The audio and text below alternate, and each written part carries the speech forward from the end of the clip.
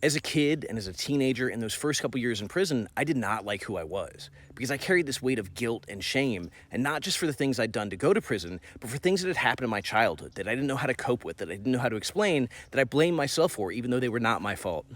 And going to prison, I lost a lot of opportunities, but I also gained others. Because the first time I was away, I was separate, I was by myself. I had to find my own way. We had plenty of lockdowns where it was quiet, where I get to meditate and reflect and figure out who I wanted to be. I lost my father while I was in prison. I had idolized him and looked up to him and tried to be just like him. And once he died, I realized he had clay feet, and I had to make a decision of who I wanted to be, not who I thought he wanted me to be. And a few years in, I started to get a glimpse of the person that I wanted to be. I started to actually like myself and appreciate myself, and I don't know how that would have happened if I hadn't gone inside. And in a way, it felt really important that I hit rock bottom and that I lose everything, because if I hadn't, I would have hung on to that old lifestyle. I would have hung on to that old identity, and if it hadn't been for that being stripped away and starting fresh, I don't know who I would be today.